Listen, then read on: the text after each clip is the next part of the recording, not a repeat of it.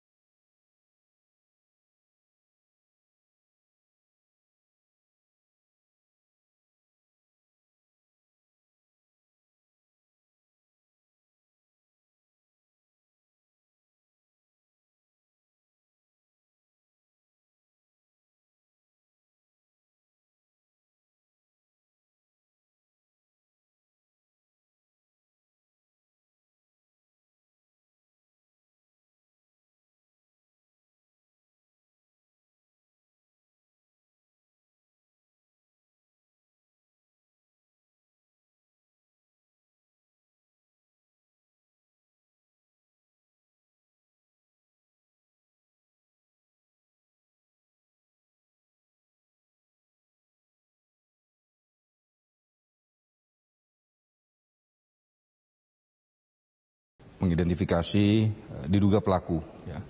Baik itu yang kita dapat dari keterangan saksi-saksi di TKP maupun tangkapan CCTV yang ada. Nah, dari bukti-bukti awal yang kami dapatkan ini, kemudian saya membentuk 2 tim untuk melakukan pengejaran terhadap pelaku, karena pada saat kejadian pelaku ini melarikan diri, sempat dikejar oleh pihak security, tapi pelaku tidak berhasil ditangkap. Nah, kemudian kita berhasil mengamankan pelaku yang kita dapatkan berada di seputaran wilayah Tinumbu. Wilayah Tinumbu di sana, seorang diri. Kemudian langsung kami amankan dan kami bawa ke kantor. Inisial pelaku adalah KB, usia 22 tahun. Pekerjaan tidak ada. Kemudian motif yang sementara ini kami terus dalami adalah sementara masih karena yang bersangkutan sakit hati, selalu diusir oleh pengurus masjid apabila yang bersangkutan ini berada di dalam masjid istirahat. Ya, sementara itu pemerintah melalui Menko Polhukam Mahfud MD sangat menyesalkan peristiwa yang terjadi di wilayah Makassar, Sulawesi Selatan, dan Mahfud juga meminta agar polisi tidak menetapkan atau tidak terburu-buru menetapkan pelaku sebagai orang dengan gangguan kejiwaan. Dan meminta untuk Pemerintah menyatakan sangat menyesalkan kejadian tersebut dan mengutuk para pelakunya. Saya sudah memerintahkan dan ingin menegaskan kembali sekarang ini kepada aparat keamanan untuk mengusut kejadian itu. Dan pihak kepolisian memang sudah menangkap para pelaku. Yang di Makassar hari ini juga pelakunya sudah ditangkap dan sedang diproses untuk diselidiki dan disidik lebih lanjut atas kejadian itu. Saya berharap seperti yang sudah-sudah. Maka pemeriksaan ini harus tuntas dan terbuka. Jangan terburu-buru memutuskan bahwa pelakunya orang gila. Seperti yang sudah-sudah.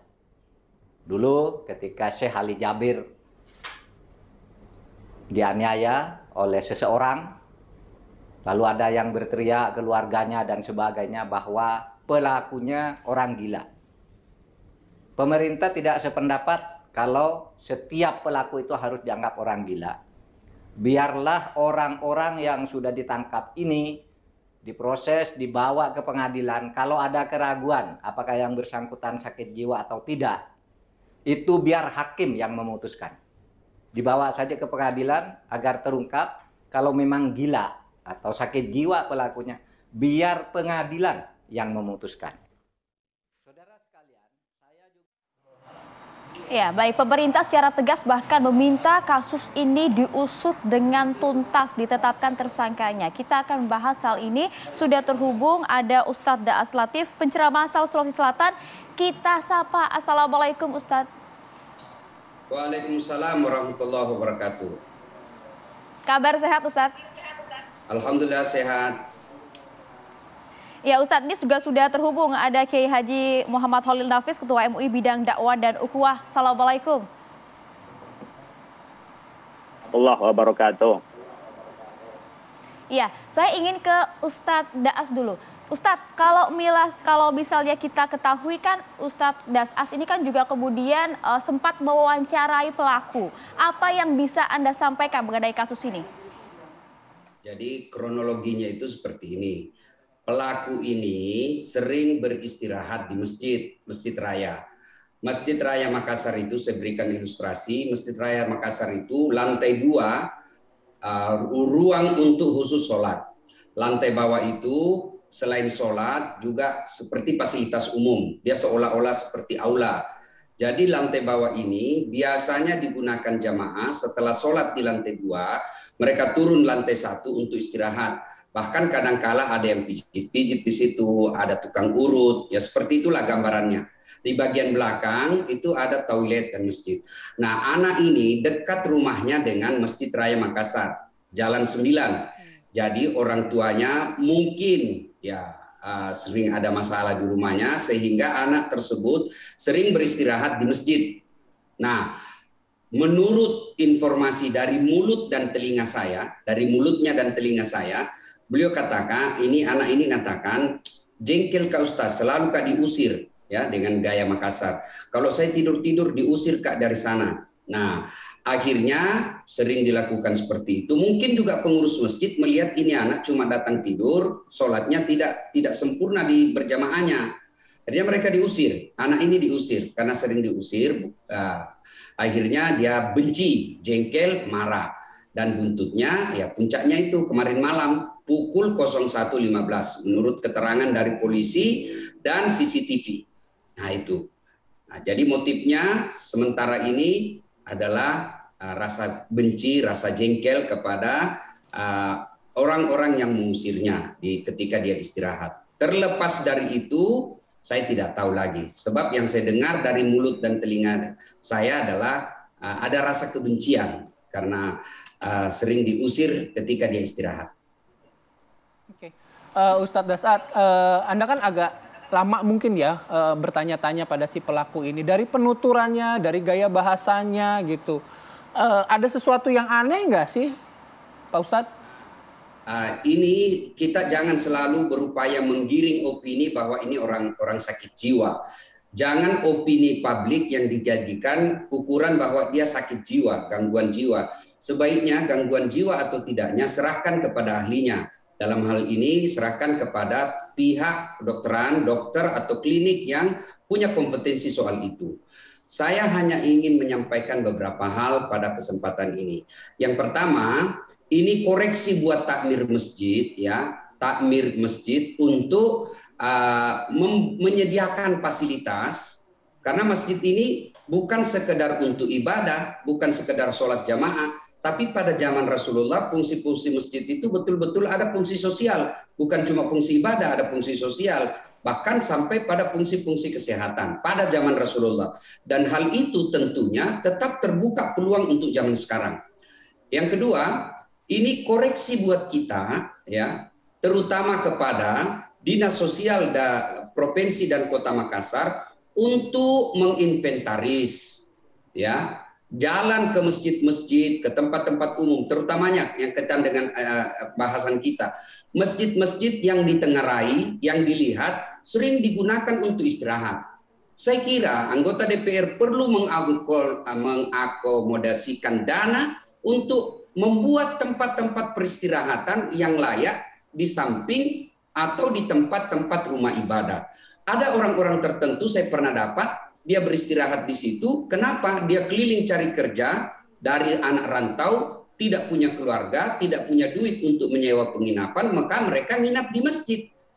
Nah, karenanya ini dinas sosial harus punya tugas menyelesaikan masalah-masalah seperti ini. Yang ketiga, koreksi buat kita semua, ini adalah koreksi kepekaan sosial. Ya, koreksi kepekaan sosial yang saya maksud, kita harus punya kepedulian tetangga-tetangganya ketika melihat anak-anak seperti ini, tentu segera dicarikan jalan keluar. Saya rajin ibadah, saya rajin sholat, ibadah mahdas saya baik, tapi saya tidak punya kepedulian sosial kepada masyarakat sekitar, saya bukanlah orang yang baik. Karena Nabi jelaskan, khairun nas anfa'uhum linnas, sebaik-baik manusia di antara kalian adalah yang paling banyak manfaatnya buat orang lain. Yang keempat, setelah saya wawancara dengan dia mengatakan, Ustadz, saya ini berharap ketika saya naik tangga ada yang melarang saya, ya, tapi tidak ada. Nanti sudah piku bakar, turun mak di lantai, di tangga baru kak dikejar. Nah, baru waktu saya mau bakar itu seolah-olah ada yang dorong-dorong saya. Nah, bisa jadi ini halusinasi yang diakibatkan oleh kecanduan narkoba. Karenanya kita seluruh warga masyarakat Kota Makassar peduli terhadap efek pemberantasan narkoba, terutama kepolisian. Jadi saya mendengarai juga ada pengaruh obat penyalahgunaan narkoba. Karenanya pihak kepolisian menempuh 2 jalur atas kecurigaan kita ini. Yang pertama melakukan tes urin dan kita tunggu hasilnya. Dan yang kedua menyerahkan kepada pusat klinik kesehatan atau gangguan jiwa. Kemudian yang paling penting lagi saya ingin sampaikan, kepada seluruh warga masyarakat, terutama Kota Makassar, ini pelajaran berharga buat kita. Ketika menerima informasi di medsos, ya, karena medsos ini sangat aktif dan sangat agresif dalam penyampaian penyebaran informasi, dibutuhkan kebijakan dan kearifan untuk memilah dan menapis, dalam bahasa agamanya bertabayun, bahasa jurnalistiknya cek and recheck, terhadap setiap informasi dan berita yang kita terima. Mendekati musim-musim politik seperti ini, ya, apalagi selalu dikait-kaitkan dengan isu-isu yang bisa mengancam keselamatan dan ketentraman masyarakat, ada golongan-golongan tertentu yang mungkin mendapat keuntungan apabila kita dalam keadaan tidak stabil. Kerukunan masyarakat kita terganggu. Mereka bisa memanfaatkan itu. Karenanya kita harus pandai memilah dan memilih informasi yang perlu kita sebarkan. Alhamdulillah, saya berterima kasih kepada seluruh warga Kota Makassar yang telah menyikapi ini secara proporsional dan tidak emosional, sehingga isu ini tidak mempan digunakan untuk memprovokasi masyarakat. Demikian juga pihak kepolisian, saya juga memberi apresiasi, bahkan saya mengusulkan kepada Dewan Masjid Indonesia untuk memberikan penghargaan kepada pihak kepolisian yang mengungkap kasus ini kurang dari 24 jam. Sehingga masyarakat yang mencoba-coba menggiring informasi yang bisa menyesatkan bisa cepat terisolasi. Alhamdulillah. Ya. Oke, baik. Saya mau ke Pak Kiai Khalil Nafis tuh. Pak Kiai, kalau memaknai peristiwa ini seperti apa dari MUI ini, Pak Kiai? Ya, memang ini kan berentet ya.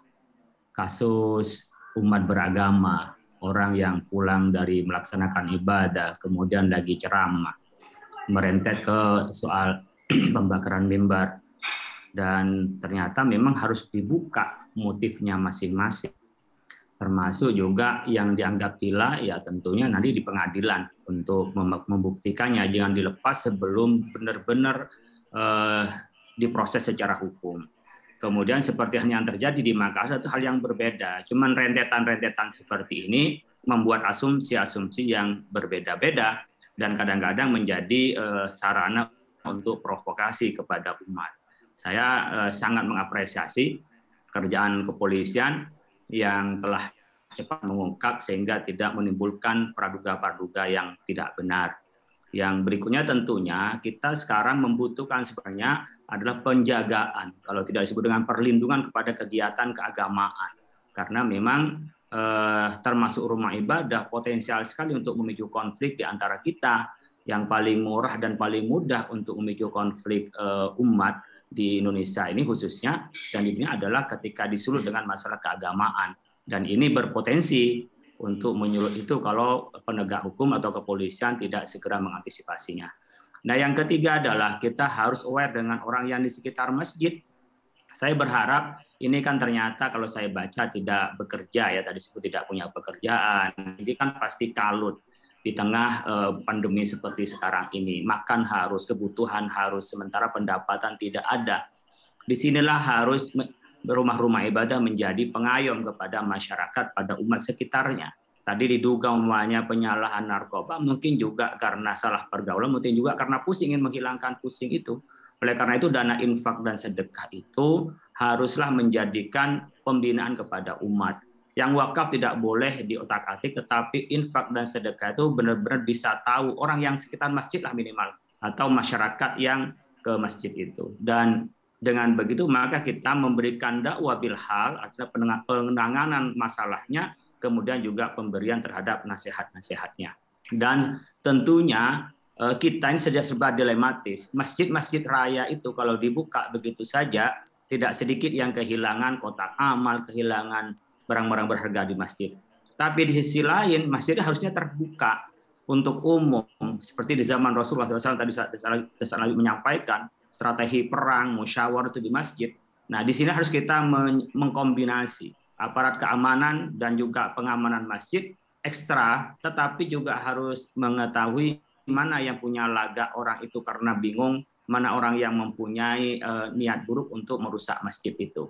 Oleh karena itu memang perlu manajemen masjid, termasuk manajemen keamanan di masjid, karena seperti kasus di Batam dan juga kasusnya adalah di dalam masjid. Ya, oleh karena itu saya pikir bukan hanya masjid pada konteks Indonesia, seluruh rumah ibadah. Hanya saja yang banyak terjadi adalah di rumah-rumah ibadah umat Islam. Saya berharap memang kita sudah mulai dewasa, kita tidak reaksioner untuk melakukan tindakan hukum sendiri sehingga melanggar hukum, karena kita masih percaya kepada penegak hukum kita bahwa kepolisian kita adalah cukup profesional untuk menangani hal-hal yang mengancam terhadap keutuhan bangsa ini. Karena kalau misalnya kita lihat motifnya kan kesal, sakit hati karena pada saat istirahat diminta untuk keluar. Nah, ini yang cukup menarik, jangan sampai kemudian hal-hal ini terjadi lagi di kemudian hari. Nanti kita akan bahas ya Pak Kiai, Pak Ustadz, tapi usai jeda saat lagi di Apa Kabar Indonesia Pagi.